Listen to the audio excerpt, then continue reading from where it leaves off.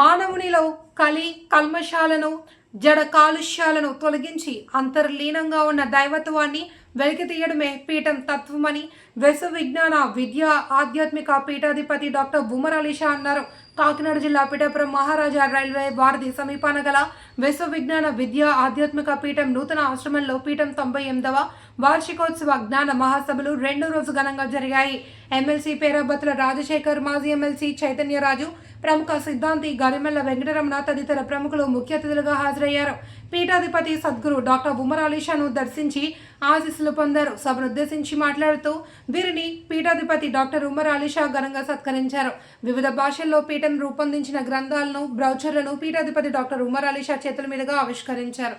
భక్తి విశ్వాసం లక్ష్యంతో లక్ష్యంతో ఈ యొక్క నా యొక్క బాటలో ప్రయాణం చేయడానికి ఈ భక్తుడు రాలేదు అనేటువంటి విషయాన్ని గ్రహించడం జరుగుతుంది. కాబట్టి మ్యాన్ ప్రపోజెస్, గాడ్ డిస్పోజెస్ అనేటువంటి సామెత ఒకటి ఉంది. మనిషి ఎన్నో ప్రతిపాదనలతో భగవంతుడి దగ్గరికి వస్తాడు, కానీ ఆ భగవంతుడు అవి స్వీకరించడు.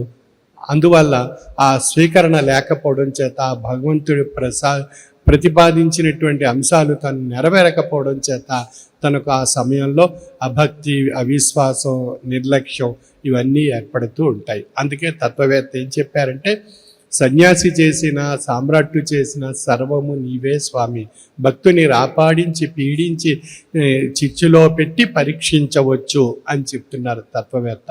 భక్తుడి అనేటువంటి వాడిని ఆయన పరీక్షిస్తారంట. ఆ పరీక్షలో సన్యాసిగా చేసిన స్వామి అనేటువంటి స్థాయికి ఉండాలి, సామ్రాట్టు చేసిన స్వామి అనేటువంటి స్థాయి నీలో ఉందా అని ఆ భక్తుని పరీక్షిస్తారు.